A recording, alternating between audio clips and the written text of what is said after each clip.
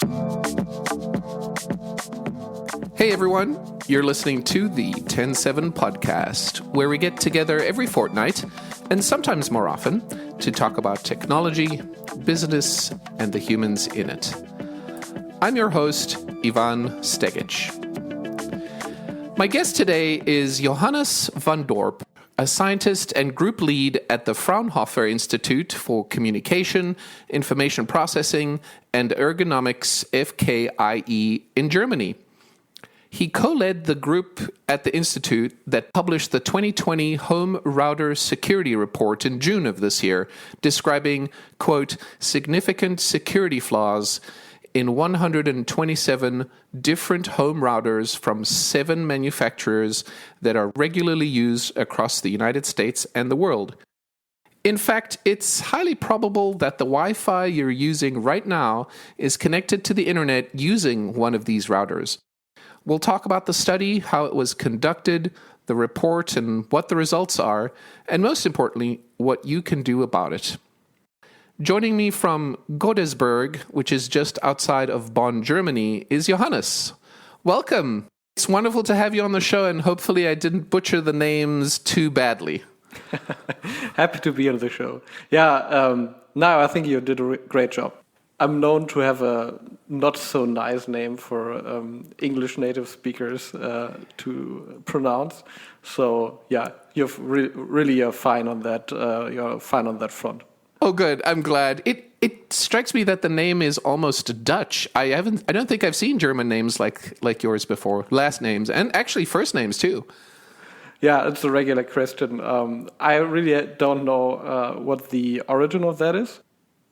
You have to basically switch out one of the last character into an F instead of a P, and then it's basically from the village in German. From the village. So maybe it was just some area in Germany where that was a dialect, and then that is where it originated from. Maybe it's Dutch, but we don't know. We don't know. How interesting. Well, let's start with the Fraunhofer Institute for Communication, Information Processing, and Ergonomics FKIE, which is a long name. What can you tell me about this institute? Where is it located? What do you do there? The institute is located in another place near Bonn. It's called Wachtberg. It is a former research institute that originated in the 50s, I think, building space radar, which one of these large golf ball looking thingies. Through the years, there were 3 institutes that grew around this radar, and one of them is ours. It is now, I think, a 400 people institute, mostly researchers, that is doing a lot of research, some military, some governmental issued research contracts.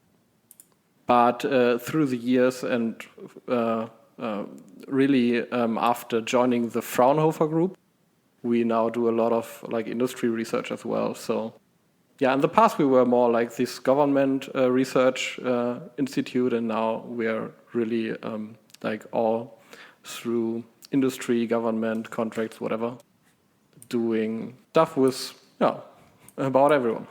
And is it named after the Fraunhofer that's famous for the Fraunhofer diffraction? Yes. Yeah. It is. Okay. No, I just want to say Fraunhofer is this 35,000 people group in Germany with institute all over the country, which we are just one of a couple hundred that we have, I think. So it's really a distributed thing.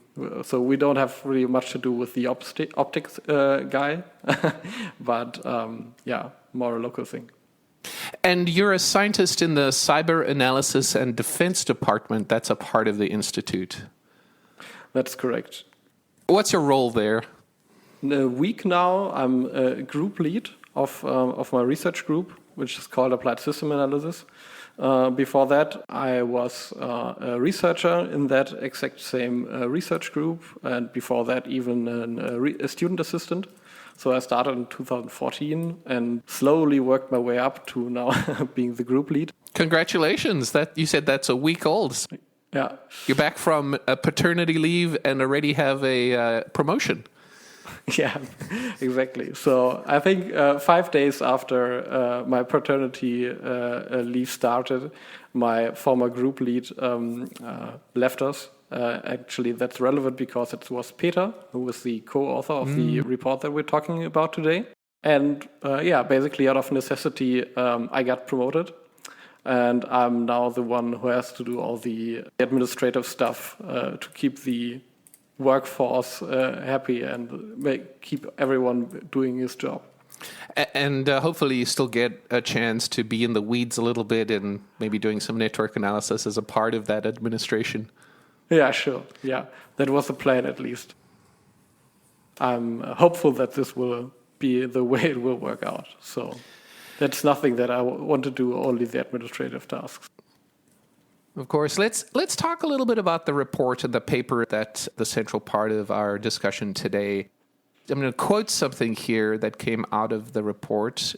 You tested 127 routers, and the quote goes as follows from the report: nearly all were found to have security flaws, some of them very severe. The problems range from missing security updates to easily decrypted, hard-coded passwords and known vulnerabilities that should have been patched long ago. That's scary and bad. Were you surprised by these results? Not really, I have to say. Okay. But that's because we're doing research in that area for quite some time now. And I have had a look at basically these results in some form or fashion, not for that specific devices that we had in the report, but for others in the same class of devices, I guess. And the picture that painted itself was clear beforehand. It was one of the reasons we actually did the report, because we saw that and we were basically as shocked as you are after reading the report in the first hand. Yeah, we wanted people to know, basically. Yeah, so tell me about how the idea got started that you would test these routers, because you explained how you've had some experience before, and like, where did the light go off where you thought, oh my goodness, we have to pick a large data set of routers and test them all? I would say it was developed over time. It wasn't like the point in time where we said, now we have to do it. It was more, we did some observations on that. We, over the years, developed the primary analysis tool that we used for the analysis, the Firmware Analysis and Comparison tool, or short FACT. Nice, very nice FACT. I like it. Yeah. Quick aside, I think we chose FACT before we chose the names that built the acronym, because it was formerly known as FAF, just Firmware Analysis Framework. And then we found out that there was another GitHub project with that name, so we had to change. And then we thought about which acronyms would be cool, and then, so it was FACT in the end. We developed over the years, and basically is an automated tool that generates all the nice statistics that we could then use in the report. And the idea for long has been to really evaluate the landscape of device security. And over time, we thought, how could we make this most poignant, most precise, and how could we shape these results so that someone would be interested in reading them, and they would be reliable, or at least as reliable as possible. So in the end, we chose to only go for home routers or router firmware, instead of, say, also looking at printers, which we did a lot, or access points, or switches, other network hardware, or like, say, IoT devices such as smart plugs, smart lighting or some. So we chose that because then the results would be more comparable between each other. And we could, I think, paint a clearer picture regarding that specific class of devices that is, I think, the most ubiquitous regarding the networked hardware that we as humans use in the everyday life. So I have two actual follow-ups to this. So you mentioned the tool and you mentioned the name was already taken on GitHub. So does that mean Fact, the tool, the one that you've developed, is open source and available for anyone to use? Yes. You should just not make the a mistake of just Googling Fact, because then it would be on page like 200 on Google. What's the best way to find it? You can either search for Fact core, like the core of the tool, which is the GitHub name, or you can just Google Fact and Firmware, and then we will probably find it. Fact and Firmware. And of course, we'll link to this in the show notes on the web so that there are direct notes. That's wonderful that it's open source and that it's out there. I'm definitely going to take a peek at it, maybe clone the repo and see what I can figure out from there as well. But my follow-up question is, the report had the year in the report. So 2020 was in there. Does that mean that you're planning on rerunning this report again next year or on some regular basis? Yeah, exactly. So the plan would be, or is at this point, to do it yearly. I think that's large and small enough time frame to where it's not as much overhead to replicate the work, and also both get improvements in the method that we applied, and give the vendors time to basically update the firmware. Because already when you look at one of these statistics was release date, and there were a lot of devices that did not get a firmware update in the last year. So then we wouldn't see any differences in the outcome. It sounds like you're more optimistic that manufacturers are actually going to update the firmware than I might be, giving their past track record. I mean, sure, we have observed some vendors which will put out software or firmware updates quite regularly, like once or like 4 times a year, say. That is not unseen. So that is, depending on which manufacturer you're purchasing from, that will happen.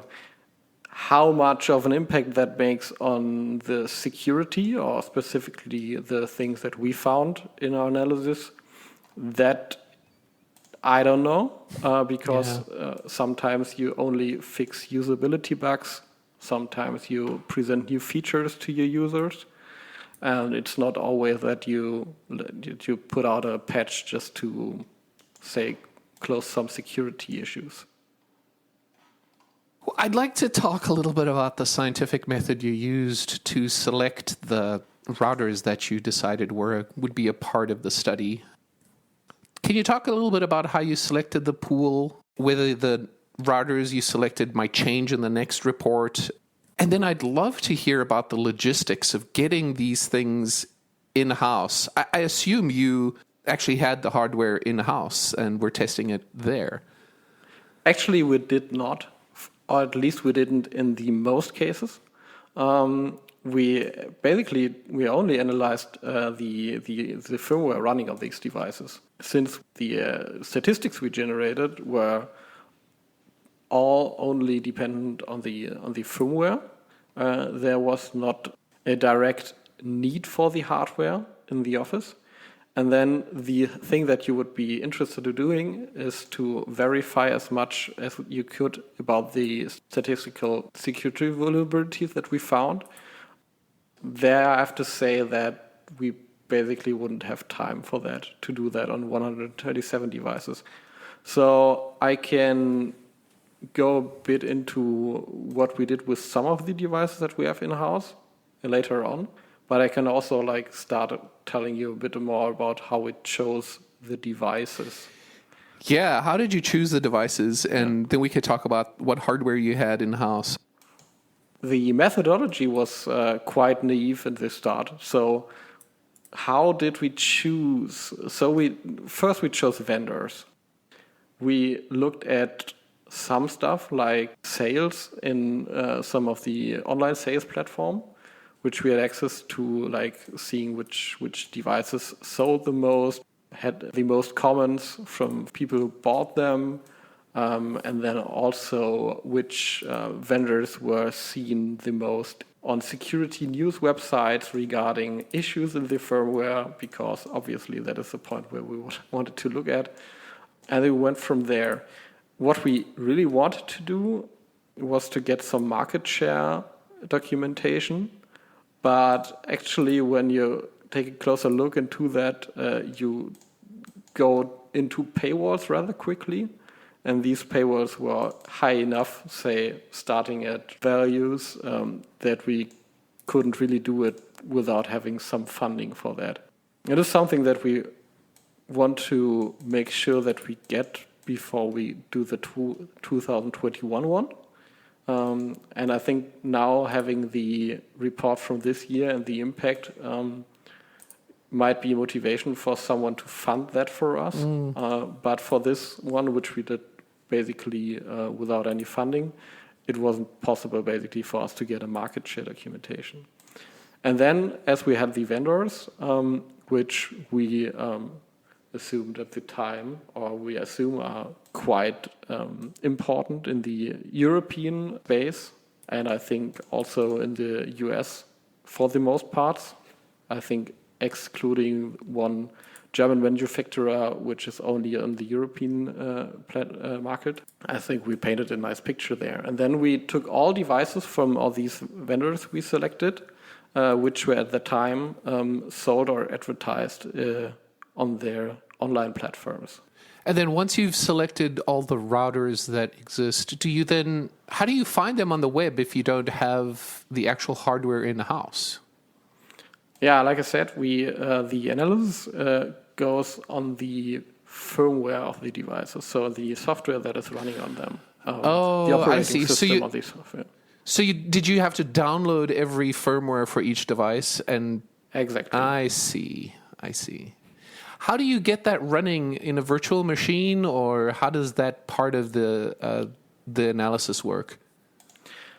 Actually, most of the analysis that we do is a static analysis. Oh. So you can, for example, looking at a router, when you get to the download portal, you will see like a zip file or a RAR archive or whatever.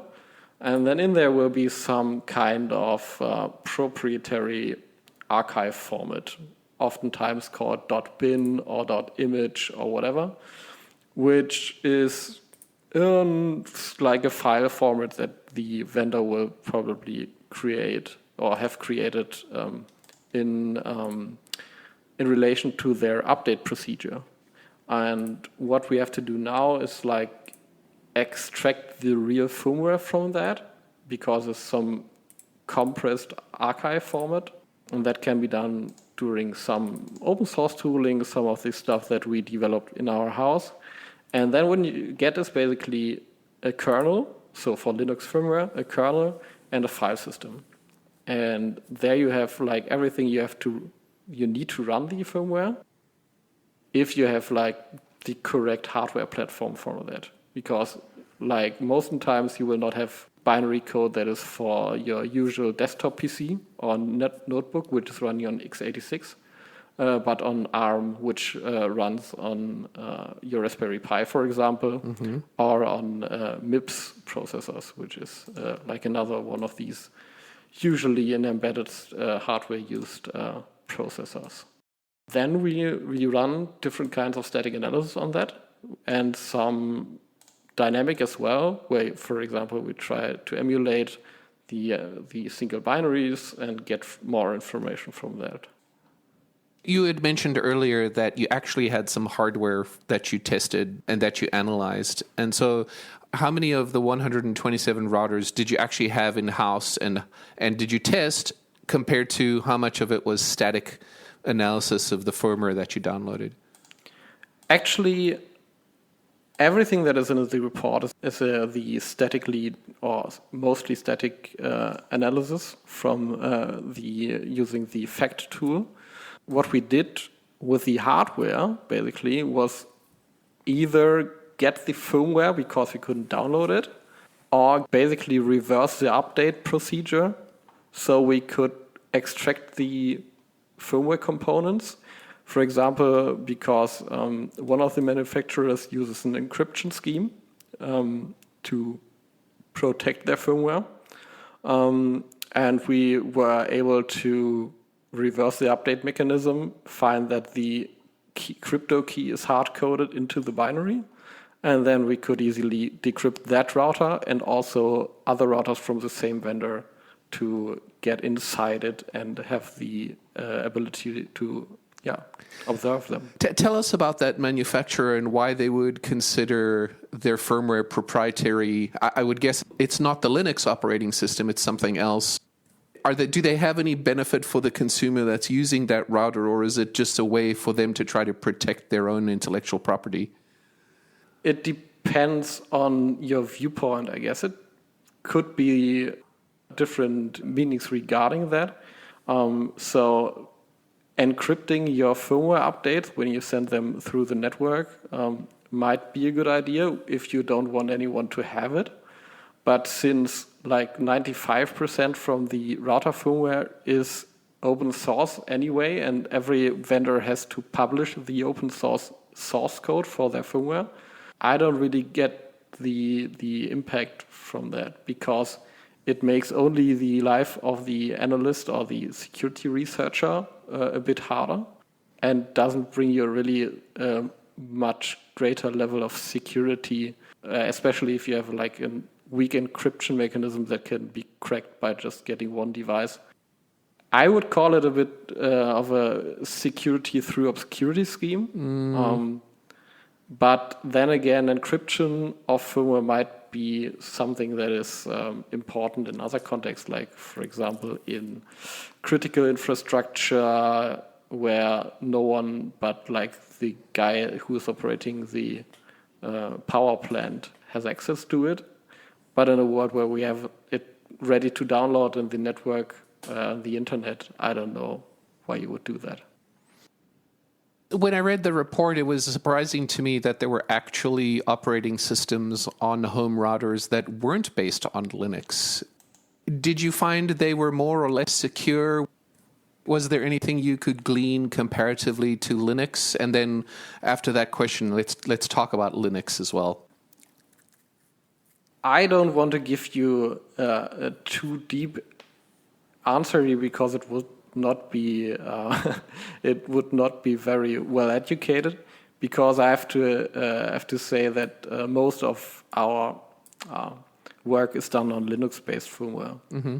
The other operating systems that we found, I think in the report we had two different ones, ThreadX and eCause, which are both real-time operating systems.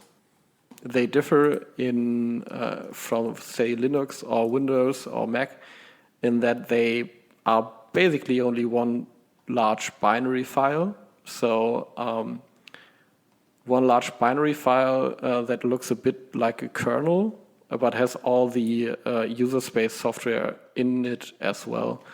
It is something that you see oftentimes in environments where timing and response times are critical, or where certification is critical, because no one can like certify a Linux kernel that has too many lines of code, so that you can certify it regarding something. But these smaller real-time operating systems have a better chance to do that.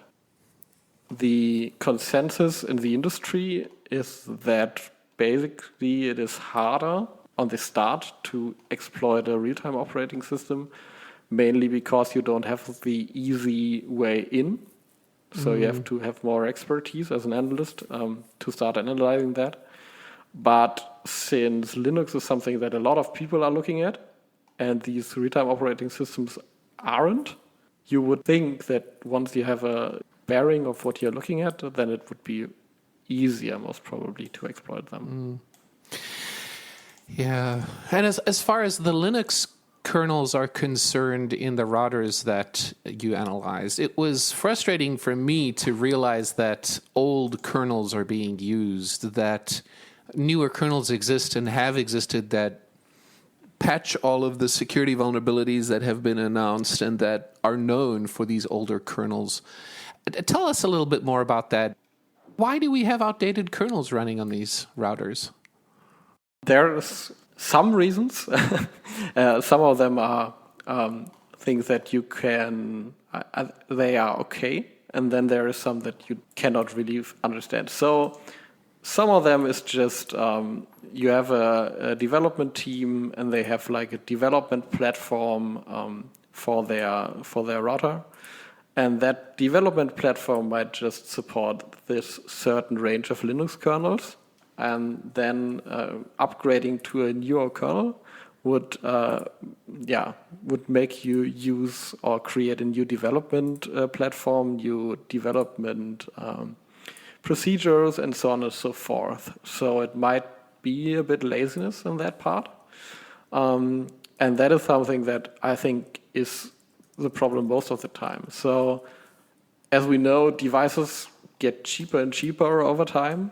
So the vendors have a problem with putting enough resources into the development process, and that leads to outdated code, outdated software, or just when you set up a new device, you just take the firmware from the older device and put some additional features in that instead of starting new from scratch. Then also, which is a better reason for not having like the 5.4 Linux kernel in there, is driver support, because you don't have off-the-shelf hardware necessarily in your embedded devices and your router. So you have to see that the kernel also supports, say, the wireless module that you have built in your hardware, and that might necessitate that you go to a bit older kernel version. But there is not a real reason to have a 2.6 kernel running, and that is the most common kernel we found in our results. Wow, 2.6, that's three major versions old. What year does that go back to? I think the 2.6.32 got the last security update more than 10 years ago, wow. Maybe. But I have to check. I think there are some numbers regarding that in the report. I may be able to scroll to them quickly to get it. But yeah, like I said, there is some hardware limitations regarding the kernel version, but not for 2.6.32. Yeah. According to Wikipedia, I think 2011 was the last time we had security updated for the 2.6 kernel. Wow. Let's talk about a topic that's near and dear to my heart. Passwords. I'm a major proponent of using a password management tool. I try to have a unique password for every single account I have that's at least 64 characters long. I shudder when people reuse their passwords in different accounts. And what I'm hearing from you and from the report is that the passwords in the routers are really easy to crack, sometimes unencrypted, and also hard-coded in cases. What were your findings regarding passwords and this set of data? Yeah, so what we found was that a lot of devices had hard-coded passwords. So why is that bad? Yeah, why is that bad? Hard-coded means it is baked into the firmware of the device, and keeping in mind that most of this firmware is mounted read-only in your device, you can't change it at runtime.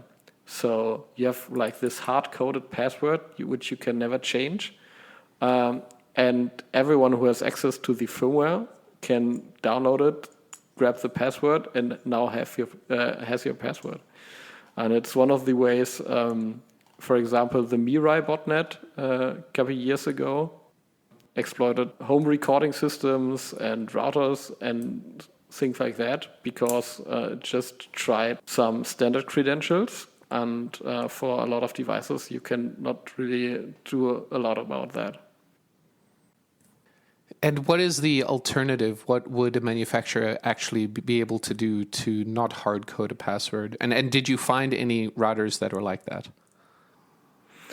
We did. So when I said most of the routers had hard-coded credentials, we have to say two things. yes, there were also routers which did not. So there is obviously ways to not hard code it. And then not all the passwords that we found were like easily crackable. I mean, we had like 1, 2, 3, 5, 6, 4, 5, 6. We had like root, stuff like that. Password, admin password. Yeah, stuff like that, exactly. So that gets like cracked super fast. And we have devices that use old hashing schemes like ThreadX, which are known to be easily broken with magic tables. That said, that's not like the majority of passwords. But also you have to think about what this means, that having hard-coded system passwords, for example, it means that if you get into the system, it's like easy to go in there and mostly you have root access. But it also necessitates that you, for example, have a secure shell or telnet open on the device and get into that. We see a lot of time that the system passwords also are the passwords for the web interface, so your configuration interface for your router. But there's sometimes where these passwords differ, or where, for example, you have like a hard-coded password onto the firmware and the web UI prompts you to change your password for the web UI on first login. Yeah, regarding ways how to not do that, you can either have a process where you can like set these passwords on first login. Then you have to have some mechanism where that is not a read-only value on your system. You can put it someplace on the hardware where it is not updated on firmware updates, and then you can have it not be in the internet. But then again, you should be then also keeping in mind that you should have a change procedure for that, because otherwise you will probably have like one password for all your devices, and then it is like easy again, because just one researcher has to go and crack open a router and post it to the internet, and your security is broken. Again. Your report said that some manufacturers are better than others. And so tell us what better means, and tell us if you had to recommend a manufacturer or even a router to listeners, where would you go?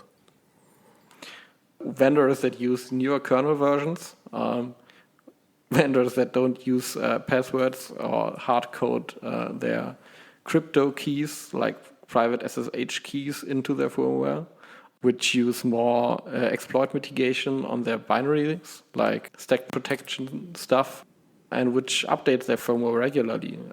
Regarding the vendors in our study, we had, for example, the European-only vendor called AVM.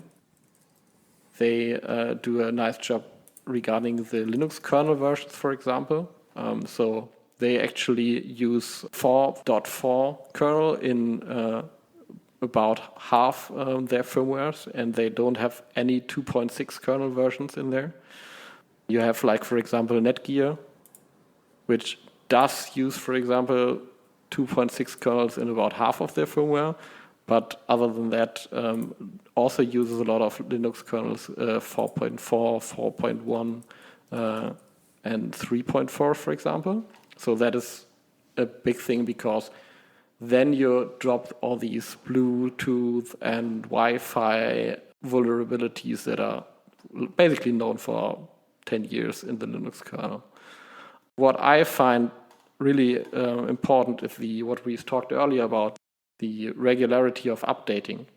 So, for example, Netgear and others and the European AVM, they do regularly upgrade the firmware for most of their devices. Actually, I think for all these three vendors, we have all or nearly all devices inside of the last year for updates. There are open source router firmwares like the ones that were based on DDWRT and OpenWRT. I would guess that those are updated more frequently. Is one of the ways of mitigating the security vulnerabilities in routers for manufacturers to just adopt this open source firmware and make their routers use this firmware so that we're using the combined knowledge and the combined open source power of the entire planet to secure routers? I would say yes, but that would be a clear yes only when I'm looking out of the glasses of my IT security background. I think you have to always be a bit picky regarding background and basically adversarial model. So do you feel like governmental type attacks on your system, or are you basically someone who just want to protect from the next botnet taking over your home router? Because if it's more the latter, I think going the open source route might be possible, but also can lead to some, even I would say, less secure router firmware. Because if you're taking the open source route, you can do a lot wrong. You can choose bad passwords, have services running on your internet-facing interface that you don't really need, and debug things that then can be exploited from the outside using these maybe bad passwords that you have set. Or you can even brick your device by applying the firmware wrong. So there's a lot of pitfall there. But I think something that everyone can do is look for firmware updates for those systems, apply them yourself if it's necessary, because not every vendor, or let's say most vendors, do not have an automated update procedure. Then change the access passwords on your firmware, at least the ones for your user interface, because these ones you can probably always change. And really important, disable all the debug features of your firmware. And that is something that you should be able to all do just using the extended menu of your configuration interface. And it does not need for you to really have IT background. But if you have, then go ahead, try out OpenWRT. It is nice. It is updated quite frequently. You can have the most recent Linux kernel version for your firmware. And you can have nice additional features that you don't even might know that your device can offer you. I have an Orbi mesh, and I know you were probing it at the beginning of our discussion. What does your home router situation look like? So I have from this vendor AVM, a Fritzbox, which is a German word, I guess, 7590. It is one of the high-end devices of this specific vendor, and I think that has gotten a firmware update rather recently, 2 months ago, or a month ago maybe. It is regarding the spectrum of this report on the upper end, I guess. So it is one of the devices that makes a lot of things right and not so much things wrong. I also have tried out the OpenWRT. There is the possibility for me to have that on the device, but right now I'm running it basically on stock firmware. Is there something that a user who's worried about their router can do that's easy to know, apart from actually updating the firmware and changing passwords, as you mentioned earlier? Is there somewhere where they can check a list and look to see where their own router is affected in this list of tested firmwares that you have?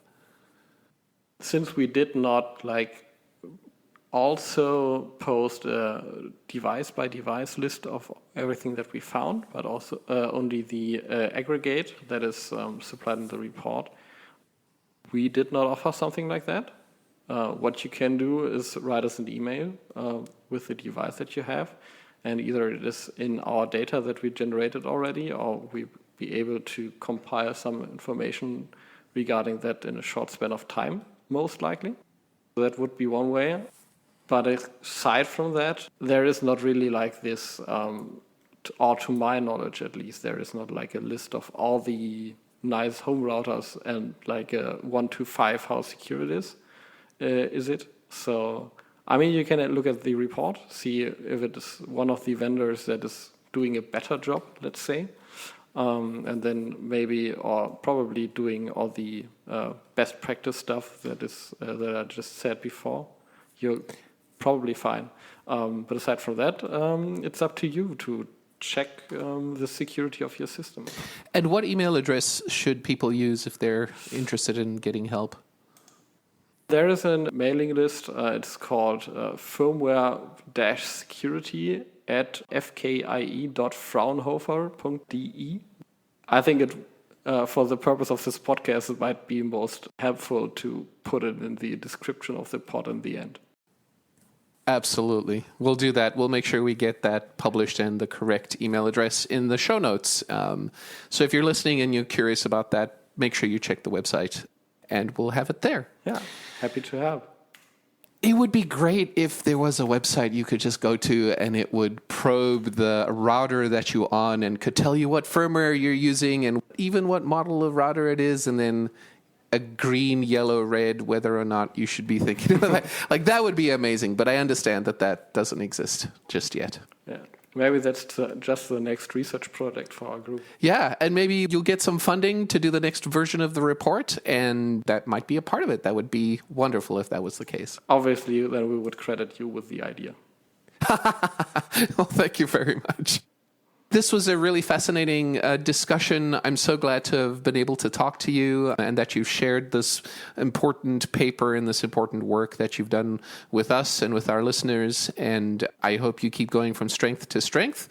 And maybe next year, when the next report is published, you'll join us again and we can talk about what's changed and how much better we are. I'd be happy to do just that. Well, thank you very much. Thank you. Johannes vom Dorp is a scientist and group lead in the Cyber Analysis and Defense Department at the Fraunhofer Institute for Communication, Information Processing and Ergonomics, FKIE, in Germany. He co-led that group at the institute that published the 2020 Home Router Security Report. You've been listening to the TEN7 Podcast. Find us online at ten7.com/podcast. And if you have a second, do send us a message. We love hearing from you. Our email address is podcast@ten7.com. Until next time, this is Ivan Stegic. Thanks for listening.